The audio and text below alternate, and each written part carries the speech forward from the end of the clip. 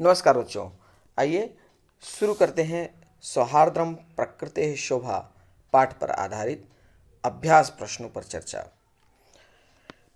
पहला प्रश्न, अधोलिखित प्रश्नानाम उत्तराणि एक पदेन लिखत। इसमें एक शब्द में उत्तर लिखने हैं प्रश्नों के। पहला प्रश्न है, वन राजा कई दुरवस्थाम प्राप्त। वन का राजा किन के द्वारा बुरी अवस्था को प्राप्त हुआ, अर्थात किन लोगों ने वनराज की बुरी अवस्था कर दी, किन ने उन्हें परेशान कर दिया। तो छोटे छोटे जंतुओं ने उसे परेशान कर दिया था। तो उत्तर हो गया उसका तुच्छ जीवई है। तो तुच्छ जीवई है। कह वातावरणम कर्कश ध्वनिना आकुली करोति। कौन वातावरण को अपने कर्कश ध्वनियों से आकुलित करता है, वातावरण को प्रतिकूल बना देता है। कौन वातावरण को दूषित कर देता है अपने कर्कश ध्वनि से। तो उत्तर होगा इसका काकः। तीसरा, काकचेष्ट विद्यार्थी कीदृशी छात्र मन्यते। कीदृश छात्र, काकचेष्ट विद्यार्थी कैसा छात्र माना जाता है। कौवे के समान चेष्टा करने वाला विद्यार्थी कैसा छात्र माना जाता है। कि ऐसा विद्यार्थी जो कि कौवे के समान अपने परिस्थितियों से लाभ उठा लेना, जहाँ से भी ज्ञान की सामग्री मिल जाए उसे ग्रहण कर लेना, इस प्रकार का विद्यार्थी कैसा विद्यार्थी माना जाता है। तो आदर्श आ गया इसका उत्तर, आदर्श विद्यार्थी कहलाता। तो आदर्श। कह आत्मानं बलशाली विशालकाय पराक्रमी च कथयति। कौन अपने आप को बलवान, विशाल शरीर वाला और पराक्रमी बताता है। तो कौन बताता अपने आप को विशाल शरीर वाला। तो उत्तर इसका गजह। गजह कहता है कि मैं सर्वशक्तिशाली, सबसे अधिक बड़े शरीर वाला और पराक्रमी हूँ। तो गजह। बका कीदृशान मीनान क्रूरतया भक्ष्यति। बगुला कैसी मछलियों को क्रूरता से खा जाती है। तो कैसी मछलियों को, तो बेचारी मछलियों को, अर्थात जो कुछ कर नहीं पाती, जो अक्षम होती है, ऐसी मछलियों को क्रूरता से खा जाता है। तो ये हो जाएगा उत्तर वराकान। मयूरा कथम नृत्य मुद्रायां स्थितः भवति। मयूर कैसे नृत्य की मुद्रा में स्थित हो जाता है, कैसे अपने आप को नृत्य की मुद्रा में अपने शरीर को कर लेता है। तो अपनी पूँछ को फैलाकर, अपनी पूँछ को फैलाकर वह नृत्य की मुद्रा में आता है। तो इसका उत्तर हो जाएगा पृच्छान उद्घाट्य। पृच्छान उद्घाट्य। अन्ते सर्वे मिलित्वा कस्य राज्याभिषेकाय तत्पराः भवति। अंत में सब मिलकर किसके राज्याभिषेक के लिए तैयार हो जाते हैं। अंत में सब मिलकर किसके राज्याभिषेक के लिए तैयार हो जाते हैं, अर्थात सर्वसम्मति किसके राज्याभिषेक की बनती है, कि किसके नाम पर समस्त प्राणी तैयार हो जाते हैं।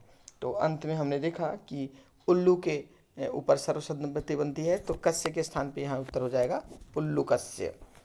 अस्मिन् नाटके कति पात्राणि सन्ति। इस नाटक में कितने पात्र हैं। तो यहाँ पर पात्रों की संख्या गिनकर लिखनी है कि कितने पात्र हैं। तो आप लोग गिन लीजिए, इसका उत्तर होगा 12। 12 कैरेक्टर्स हैं इस पाठ में। आइए आगे बढ़ते हैं अब पूर्ण वाक्यन उत्तरत के प्रश्न के साथ। पहला प्रश्न, निसंशयम कह वृत्तान्तः मन्यते। निसंशयम कह कृत्तान्तः मन्यते। बिना शक, जिसमें कोई शक नहीं, कौन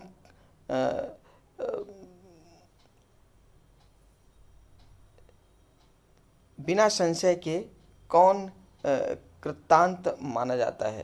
तो निसंशय, इसका उत्तर देखिए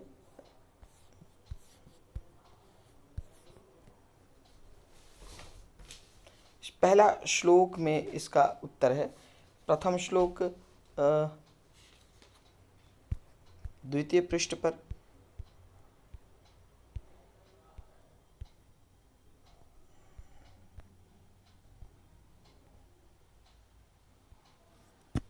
हाँ, यो यो न रक्षति, यो न रक्षति वित्रस्तान पीड्यमान अन्यैः सदा जंतून पार्थिव रूपेण सकृतांतो न संशयः। इसका हमने ये इसका व्याख्या देखा था। जो न रक्षित, जो रक्षा नहीं करता, दूसरों के द्वारा पीड़ा दिए गए, डरे हुए, दूसरों के द्वारा डरे हुए जीवों की जो रक्षा नहीं करता, वह साक्षात वनराज होता है, इसमें कोई संदेह नहीं है।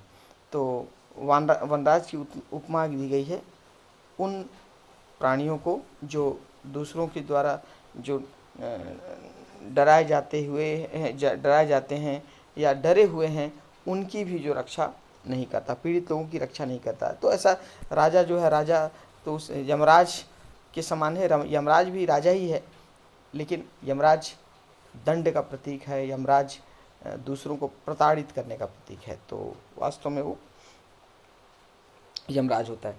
तो इसका उत्तर निसंशय कः कृतान्तः मन्यते। निसंशय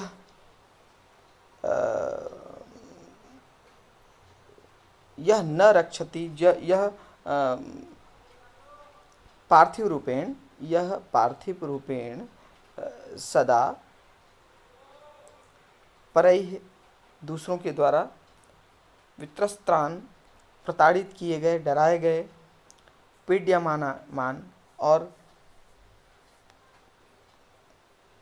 डराए गए तथा उन्हें शारीरिक रूप से दंडित किए गए जीवान न रक्षति, जीवों की रक्षा नहीं करता। सह निसंशय कृतांत मन्यते, वह निसंदेह कृतांत कहलाता है, वह निसंदेह यमराज कहलाता है। तो ये उत्तर हो जाएगा। तो यह पार्थिव रूपेण सदा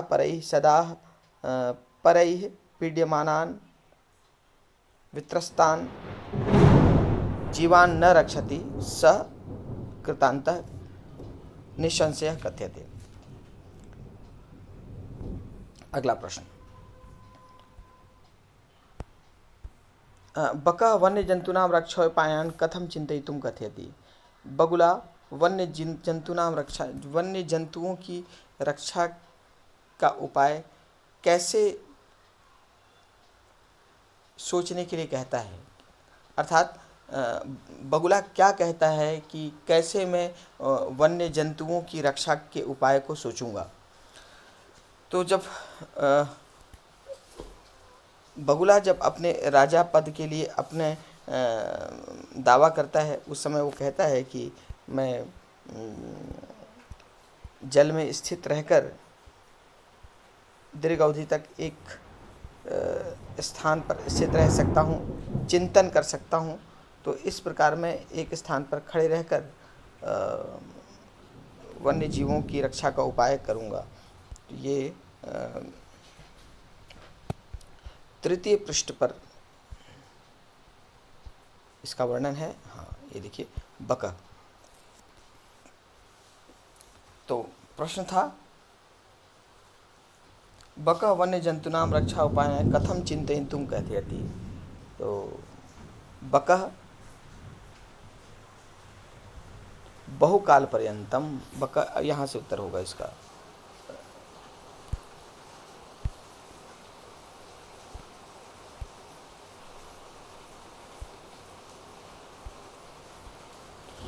बकः बहुकाल पर्यंतम अविचलः ध्यानमग्नः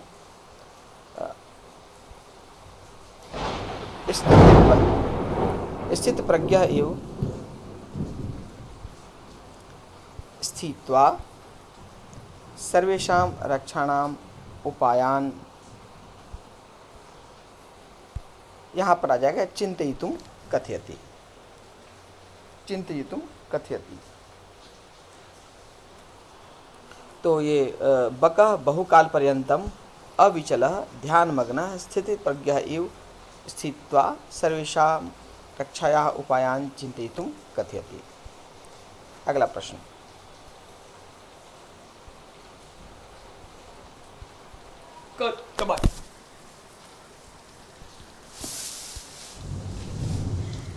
अन्ये प्रकृति माता प्रविश्य सर्वप्रथम किम वदति। अंत में प्रकृति माता प्रवेश करके सर्वप्रथम क्या कहती हैं। अंत में प्रकृति माता का प्रवेश होता है, तो प्रवेश करके वह क्या कहती हैं। तो अंत में प्रकृति माता का प्रवेश, हाँ, तो इसका उत्तर अंते प्रकृति माता प्रविश्य कथयति।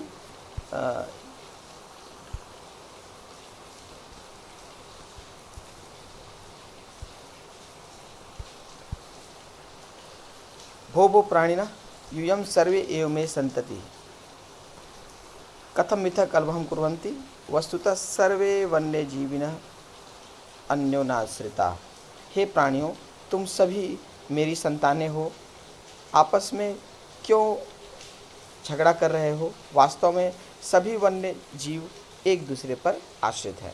तो इसका उत्तर अन्ते प्रकृति माता प्रवेश्य कथयति भो प्राणिनः यूयं सर्वे एव मे सन्तति कथम मिथ्या कलहं कुर्वन्ति वस्तुतः सर्वे वन्यजीविनः अन्योन्याश्रिताः। अगला प्रश्न, यदि राजा सम्यक न भवति तदा प्रजा कथम विप्लवेत।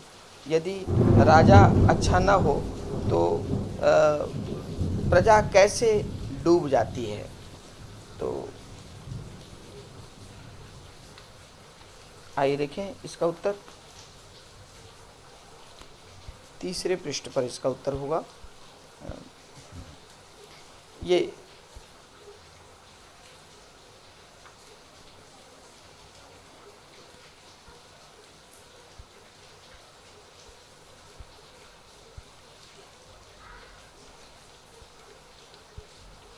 हाँ, यदि न स्यात् नरपति सम्यक नेता तथा प्रजा अकर्णधारा जलधौ विप्लीह न एव। तो यदि प्रश्न था, यदि राजा सम्यक न भवति तथा प्रजा कथम विप्लवेत। तो उत्तर होगा प्रश्न के अनुसार, यदि राजा सम्यक न भवति तदा प्रजा अकर्णधारा जलध न एव विप्लीत। तो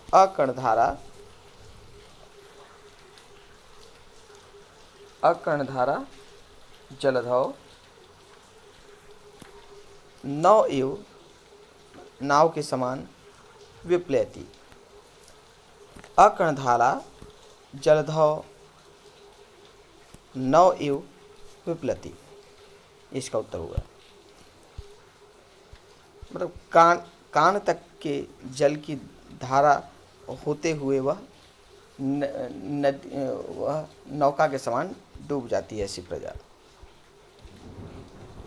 अगला प्रश्न, रेखांकित पदम आधृत्य प्रश्न निर्माणम कुरुत। पदों पर आधारित प्रश्नों का निर्माण।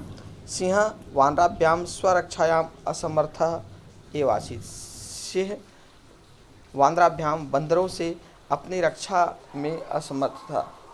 तो रक्षायाम मतलब सप्तमी का एक वचन, तो ये हो गया कस्याम।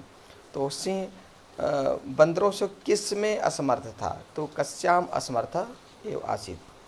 तो रक्षायाम का कस्याम हो गया। गजः वन्य पशून् तुदंतम शुंडेन पोथित्वा मारयति।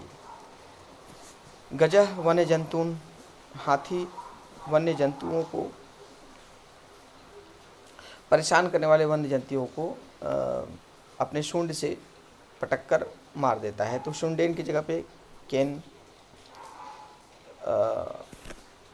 वानरः आत्मानं वनराज पदाय योग्य मन्यते। बंदर अपने आप को वनराज पद के लिए योग्य मानता है। तो वनराज पद के लिए चतुर्थी का एक वचन। तो यहाँ प्रश्न हो गया किसके लिए, कस्मै या फिर किमर्थम। तो वानर आत्मानं किमर्थम योग्य मन्यते या कस्मै योग्य मन्यते। मयूरस्य नृत्यम प्रकृति आराधना। मयूर का नृत्य प्रकृति की आराधना है। तो प्रकृति इकारांत स्त्रीलिंग षष्ठी एक वचन, तो इसका षष्ठी का एक वचन इकारांत किम में रूप हो गया कस्या। तो प्रकृति के स्थान पे कस्या आराधना। सर्वे प्रकृति मातरम प्रणमंती। सब लोग प्रकृति माता को प्रणाम करते हैं। तो मातरम माता मात्रो मात्रा मातरम मात्रो मातृ। तो मातरम द्वितीय का एक वचन है, तो किम का स्त्रीलिंग में द्वितीय का एक वचन काम। तो ये सर्वे काम प्रणमंती। अगला प्रश्न, शुद्ध कथनाम समक्षम आम अशुद्ध कथनाम च समक्षम न लिखत। जो वाक्य जिस वाक्य से आप सहमत हैं उसे आम लिखकर और जिससे सहमत नहीं है उसे न लिखकर व्यक्त करना है। सिंह आत्मानं तुदंतम वानरम मारयति। सिंह शेर अपने को परेशान कर रहे बंदरों को मार देता है। तो मार पाता है? नहीं मार पाता। तो ये न हो गया। काका इति बकस्य ध्वनि भवति। काका बगुले की ध्वनि है? नहीं। काका कौवे की ध्वनि है, बगुले की नहीं होती। तो ये यहाँ भी न हो गया। काक पिकियो वर्ण कृष्ण भवति। कौवे और कोयल का रंग काला होता है। हाँ, तो आम। गजा लघुकाय निर्बला च भवति। हाथी छोटे शरीर वाला और निर्बल होता है। नहीं, हाथी सबल होता है। मयूरः बकस्य कारणात् पक्षीकुलम अवमानितम मन्यति। मोर बगुले के कारण पक्षी के कुल को अपमानित हुआ मानता है। बिल्कुल सही। मयूर कहता है कि तुम जिस प्रकार छल करते हो, छल करके तुम मछलियों को खा जाते हो, यह सीधा सीधा पक्षी कुल का अपमान है। तो ये सत्य था। अन्योन्य सहयोगी प्राणी नाम लाभ जाते। एक दूसरे को सहयोग करने से समस्त प्राणियों का लाभ होता है। ये बिल्कुल सत्य है।